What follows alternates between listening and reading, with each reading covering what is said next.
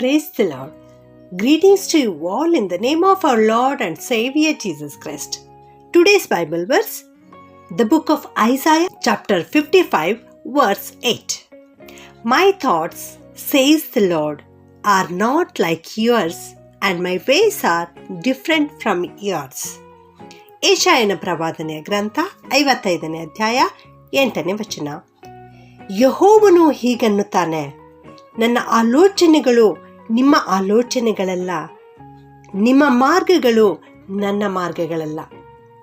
ಇವತ್ತು ನಮ್ಮ ತಂದೆಯಾದ ದೇವರು ಒಂದು ಒಳ್ಳೆಯ ವಾಕ್ಯದ ಮೂಲಕವಾಗಿ ನಮಗೆ ಮಾತನಾಡ್ತಾ ಇದ್ದಾರೆ. ಏನೆಂದರೆ, ನಮ್ಮ ಆಲೋಚನೆಗಳೇ ಬೇರೆ, ಕರ್ತನ ಆಲೋಚನೆಗಳೇ ಬೇರೆ ಎಂಬುದಾಗಿ. ನಾವು ಮಾಡುವಂತಹ ಆಲೋಚನೆಗಳು, ನಾವು ಹೋಗುವಂತಹ ಮಾರ್ಗಗಳು ಕರ್ತನ ಮಾರ್ಗಗಳಿಗಿಂತ ಭಿನ್ನವಾಗಿವೆ. ನಮ್ಮ ದೇವರು ಯಾವಾಗಲೂ ನಮಗಾಗಿ ಉನ್ನತವಾದದ್ದನ್ನು ಆಲೋಚಿಸುವಂಥ ದೇವರು, ಉನ್ನತವಾದ ಮಾರ್ಗಗಳನ್ನು ನಮಗಾಗಿ ತೋರಿಸುವಂಥ ದೇವರು, ನಮಗಾಗಿ ಉತ್ತಮವಾದ ಆಲೋಚನೆಗಳನ್ನು ಮಾಡುವಂಥ ದೇವರು ನಮ್ಮ ದೇವರಾಗಿದ್ದಾರೆ. ಕೀರ್ತನೆ 32:8 ದೇವರ ವಾಕ್ಯ ಈ ರೀತಿ ಹೇಳುತ್ತದೆ, ನಿಮ್ಮನ್ನು ಉಪದೇಶಿಸಿ ನಡೆಯಬೇಕಾದ ಮಾರ್ಗವನ್ನು ತಿಳಿಸುವೆನು ಎಂಬುದಾಗಿ. ಹೌದು, ನಮ್ಮ ತಂದೆಯಾದ ದೇವರು ನಾವು ಮಾಡಬೇಕಾದ ಕಾರ್ಯಗಳನ್ನು, ನಡೆಯಬೇಕಾದ ಮಾರ್ಗವನ್ನು ತಿಳಿಸುವಂಥ ದೇವರು. ಆದ್ದರಿಂದ ನಾವು ಕರ್ತನ ಆಲೋಚನೆಯಂತೆ ನಡೆಯುವಂಥವರಾಗಿರಬೇಕು. ಮೊದಲನೇ ಅರಸುಗಳು 12ನೇ ಅಧ್ಯಾಯದಲ್ಲಿ ನಾವು ನೋಡುತ್ತೇವೆ, ಅಲ್ಲಿ ಒಬ್ಬ ಅರಸನು ಇದ್ದಾನೆ. ಅವನು ಸೊಲೊಮೋನನ ಮಗನು. ಅವನ ಹೆಸರು ರೆಹಬ್ಬಾಮನು ಎಂಬುದಾಗಿ. ರೆಹಬ್ಬಾಮನ ಆಳ್ವಿಕೆಯ ಕಾಲದಲ್ಲಿ ಆ ಜನರು ಅರಸನ ಹತ್ತಿರ ಬಂದು, ನಿಮ್ಮ ತಂದೆ ನಮಗೆ ನೇಮಿಸಿದ ಈ ಬಿಟ್ಟಿ ಕೆಲಸವನ್ನು ಕಡಿಮೆ ಮಾಡು, ನಿಮ್ಮ ತಂದೆ ನಮ್ಮ ಮೇಲೆ ಭಾರವಾದ ಹೊರೆಯನ್ನು ಹೊರಿಸಿದ್ದಾರೆ, ಅದನ್ನು ನೀನು ಹಗುರ ಮಾಡು ಎಂಬುದಾಗಿ ಹೇಳ್ತಾರೆ. ನೀನು ಹಗುರ ಮಾಡುವಾಗ ಮಾತ್ರ ನಾವು ನಿನ್ನನ್ನು ಸೇವಿಸುವೆವು ಎನ್ನುವಂಥ ಮಾತನ್ನು ಆಗಿನ ಜನರು ಹೇಳಿದಾಗ, ಈ ಅರಸನಾದ ರೆಹಬ್ಬಾಮನು ಏನು ಮಾಡ್ತಾನಂದರೆ, ಆ ಸ್ಥಾನದಲ್ಲಿ ಇರುವಂಥ ಹಿರಿಯರ ಆಲೋಚನೆಯೂ ಕೇಳಿಲ್ಲ, ಅಥವಾ ದೇವರ ಆಲೋಚನೆಯೂ ಕೇಳಿಲ್ಲ. ಆದರೆ ತನ್ನ ಜೊತೆಯೇ ಇರುವಂತಹ ಆ ಯವನಸ್ಥರ ಆಲೋಚನೆಯನ್ನು ಕೇಳುತ್ತಾನೆ. ಆ ಯವನಸ್ಥರ ಆಲೋಚನೆಗೆ ತಕ್ಕಂತೆ ಅವರಿಗೆ ಕಠಿಣವಾದ ಉತ್ತರವನ್ನು ಕೊಡ್ತಾನೆ. ಆಗ ಇಸ್ರಾಯೇಲ್ರ 12 ಗೋತ್ರಗಳಲ್ಲಿ 10 ಗೋತ್ರಗಳು ಈ ಅರಸನಾದ ರೆಹಬ್ಬಾಮನನ್ನು ಬಿಟ್ಟು ಹೊರಟು ಹೋದವು. ಪ್ರಿಯರೇ, ಹೌದು, ಮನುಷ್ಯರ ಆಲೋಚನೆಗಳು ಬೇರ್ಪಡುವಿಕೆಗೆ ಮತ್ತು ಅಳಿವಿಕೆಗೆ ಕಾರಣವಾಗಿರುತ್ತವೆ. ಆದ್ದರಿಂದ ನೀವು ಏನೇ ಮಾಡಬೇಕಾದರೂ, ಯಾವ ಕಾರ್ಯ ಮಾಡಬೇಕಾದರೂ ದೇವರ ಹತ್ತಿರ ಬನ್ನಿರಿ, ದೇವರ ಆಲೋಚನೆಯನ್ನು ಕೇಳಿರಿ, ದೇವರ ಸನ್ನಿಧಾನದಲ್ಲಿ ಕುಳಿತುಕೊಳ್ಳಿರಿ, ಪ್ರಾರ್ಥನೆ ಮಾಡಿರಿ. ದೇವರ ವಾಕ್ಯದ ಪ್ರಕಾರ ಆತನು ನಿಮಗೆ ನೀವು ಮಾಡಬೇಕಾದ ಕಾರ್ಯಗಳನ್ನು ತಿಳಿಸಿಕೊಡುತ್ತಾರೆ, ನಡೆಯಬೇಕಾದ ಮಾರ್ಗವನ್ನು ತಿಳಿಸಿಕೊಡುತ್ತಾರೆ, ನಿನಗೆ ಒಳ್ಳೆಯ ಉಪದೇಶವನ್ನು ಮಾಡುತ್ತಾರೆ.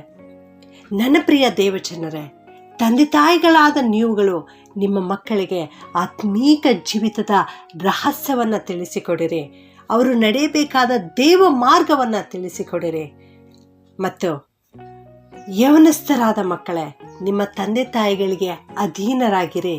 ನಿಮ್ಮ ತಂದೆ ತಾಯಿಗಳ ಒಳ್ಳೆಯ ಆಲೋಚನೆಗಳನ್ನು ತಿಳಿದುಕೊಂಡು ನಡೆದುಕೊಳ್ಳಿರಿ.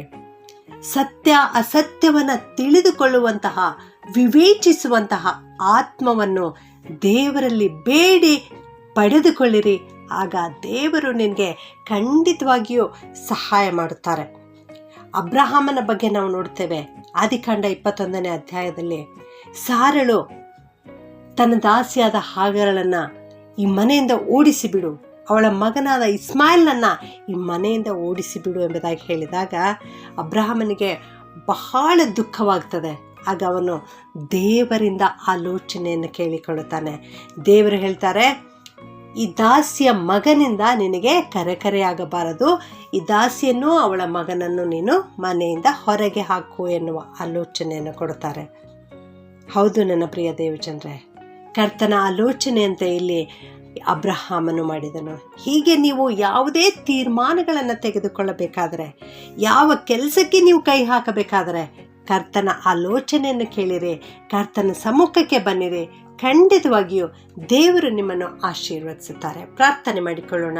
ಭೂಪರಲೋಕಗಳ ಒಡೆಯನಾಗಿರುವಂಥ ನಮ್ಮ ಪರಲೋಕದ ತಂದೆಯಾದ ದೇವರೇ, ನಿಮಗೆ ಸ್ತೋತ್ರ ಉಂಟಾಗಲಿ ಸ್ವಾಮಿ. ನಮ್ಮ ಆಲೋಚನೆಗಳೇ ಬೇರೆ, ನಿಮ್ಮ ಆಲೋಚನೆಗಳೇ ಬೇರೆ ಸ್ವಾಮಿ. ನಮ್ಮ ಮಾರ್ಗಗಳೇ ಬೇರೆ, ನಿಮ್ಮ ಮಾರ್ಗಗಳೇ ಬೇರೆ ಸ್ವಾಮಿ. ಅಪ್ಪ, ಇವತ್ತು ನಾವೆಲ್ಲರೂ ನಿನ್ನ ಸನ್ನಿಧಾನದಲ್ಲಿ ಬಂದಿದ್ದೇವೆ ಸ್ವಾಮಿ. ನಿಮ್ಮ ಆಲೋಚನೆಯ ಮೇರೆಗೆ ನಮ್ಮನ್ನು ನಡೆಸು ಕರ್ತನೆ. ನಿಮ್ಮ ಮಾರ್ಗದಲ್ಲಿಯೇ ನಾವು ನಡೆಯಲಿಕ್ಕೆ ನಮಗೆ ಕೃಪೆ ಮಾಡು ಸ್ವಾಮಿ. ನಿಮ್ಮನ್ನು, ನಿಮ್ಮ ವಾಕ್ಯವನ್ನು ಅನುಸರಿಸಿ ನಡೆಯಲಿಕ್ಕೆ ಕೃಪೆ ಮಾಡು ಕರ್ತನೆ. ವಾಕ್ಯ ಕೇಳಿಸಿಕೊಳ್ಳುತ್ತಿರುವ ಪ್ರತಿಯೊಬ್ಬೊಬ್ಬರನ್ನು ಆಶೀರ್ವಾದ ಮಾಡು ಕರ್ತನೆ. ಇಂದು ಇವರು ಕೈ ಹಾಕುವ ಎಲ್ಲ ಕೆಲಸ ಕಾರ್ಯಗಳಲ್ಲಿ ನೀನಿವರಿಗೆ ಜೊತೆಗಾರನಾಗಿದ್ದುಕೊಂಡು ನಡೆಸು. ನೀನಿವರಿಗೆ ಉಪದೇಶವನ್ನು ಮಾಡು ಕರ್ತನೆ. ನೀನು ಇವರಿಗೆ ಜಯವನ್ನು ಅನುಗ್ರಹಿಸು. ಈ ದಿನವಿಡೀ ಇವರ ಜೊತೆಗಿದ್ದು ಬೇಕಾದ ಎಲ್ಲ ಸಹಾಯವನ್ನು ಒದಗಿಸಿಕೊಟ್ಟು ನಡೆಸಬೇಕಾಗಿ ಈ ಪ್ರಾರ್ಥನೆಯನ್ನು ಯೇಸುವಿನ ಒಂದೇ ನಾಮದಲ್ಲಿ ಪ್ರಾರ್ಥಿಸಿ ಬೇಡುತ್ತೇನೆ ತಂದೆಯೇ. ಆಮೆನ್.